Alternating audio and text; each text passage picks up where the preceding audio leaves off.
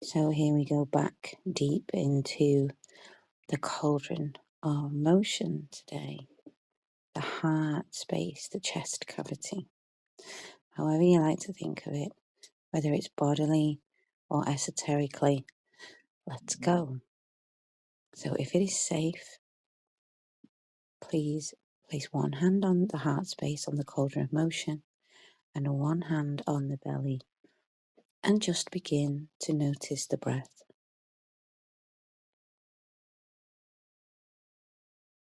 Noticing where the breath lands between the two hands, whether it gets to the first hand, the second, or it's floating somewhere in between. We only need to notice, there is no judgment.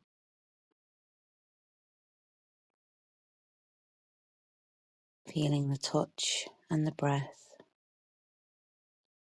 breathing into the touch,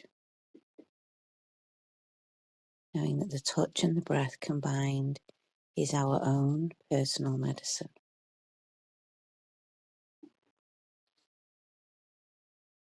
Arriving fully present in the body and in this space, protected and open to receive this transmission. Okay, if you hear a little flippy floppy noise in the background, my dog is getting to itchy season, and he's in full swing. So into the cauldron of motion we go, and if there's one thing I can say here, it is balance. Now we're actually looking to achieve balance throughout the cauldrons. That's the aim. We're looking for alignment, physical alignment, and balance, energetic balance throughout them, because we're balancing different things within them all, but in general we're looking at balancing the masculine and feminine within them all. So the creative energy and the holding energy, I would describe it as, holding being the masculine and the creating or the movement energy being the feminine. And we're looking to attain this alignment and this balance all the way throughout the body, in order to attain it energetically, emotionally, and project it out into life. So in the cauldron of motion, though, in this heart space area, and the reason I like to call it the cauldron of motion is because it isn't just about the heart.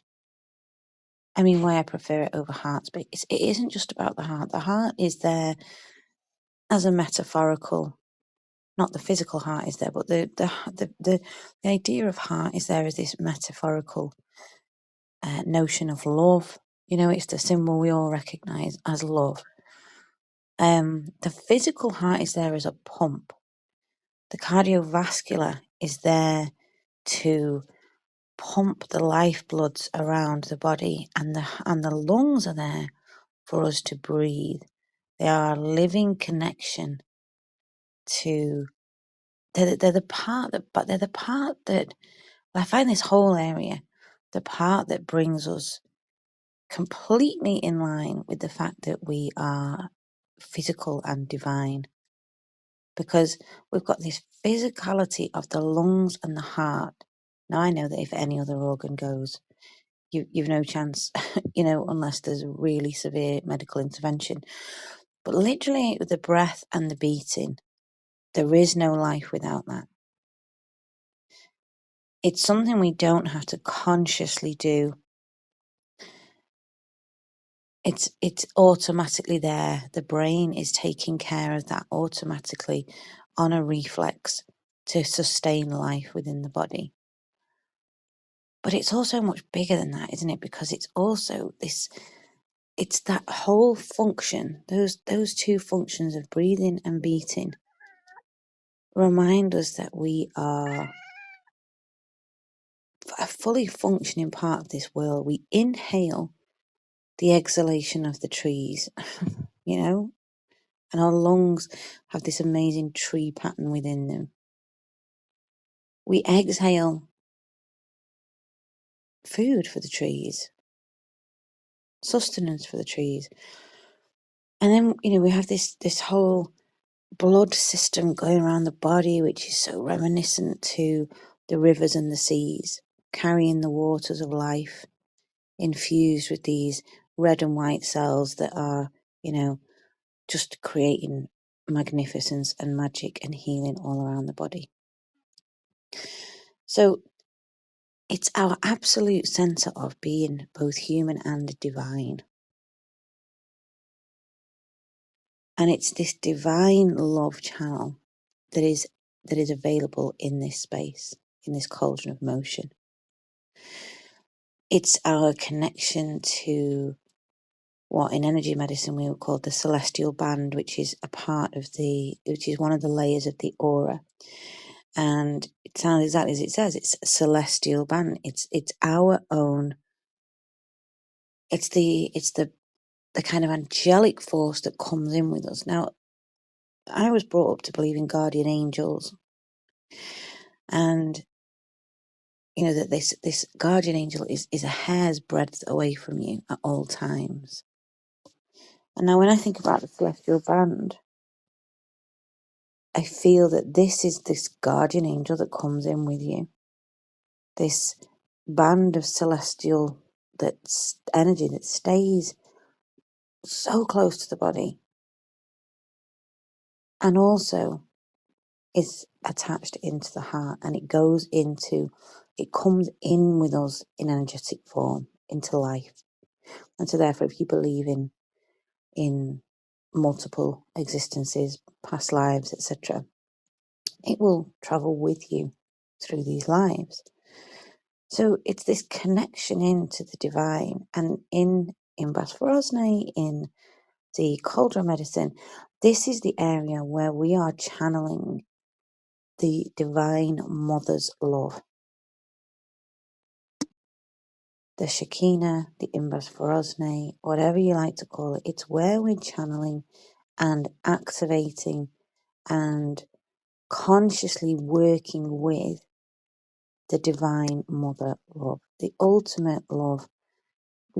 We get lost in goddesses because goddesses are kind of refractions and reflections of this one divine energy to allow it to be more human for us. But this divine mother love is all encompassing. My nanny used to say about certain people, they've got a face only a mother could love. And that is very tongue-in-cheek and something you could only get away with when you were born in 1908. But it's the truth. There is this thing of that this mother energy can love things that as humans we cannot. And that is constantly available to us. And then when I'm talking about things, I'm not talking about people. Certainly not just talking about behaviours, because there's an awful lot of examples of behaviour happening in the world at the moment that, without question, we cannot accept at a human level. We can't. There's no question. When we think of our own children, we do not want them to go through, to experience the certain behaviours that are on display for us really heavily right now. But the only way to really overcome any of this is to love it away. Now, that's not at the human expression of love. We can't love it away in that sense without ultimate forgiveness. And anyway, it's too complex to go into, but what I'm saying is, the more of this divine love that we can channel into the world to do things with our own system, never mind the world for now, because the world, you have to answer the call from inside before you start dealing with the outside, and that's all of us.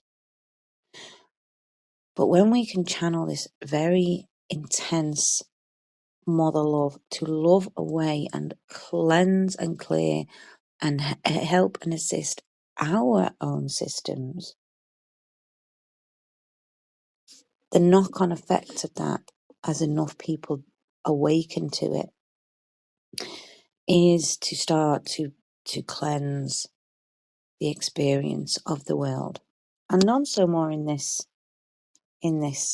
lovely container within, this portal within, because this is the projection out into the world. This is ultimately what projects out into the world for us to be met with, is the condition of this space within us.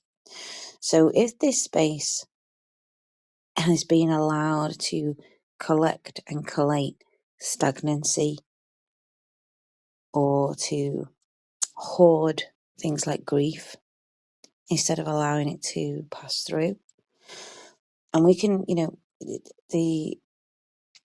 that's when we start to experience things from the world that feel very off kilter.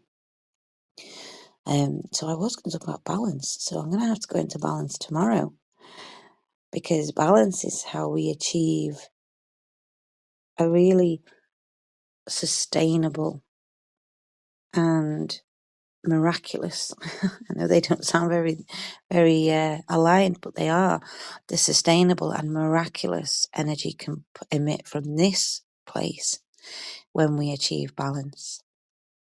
So big love to you and to your miraculous cauldrons of motion today.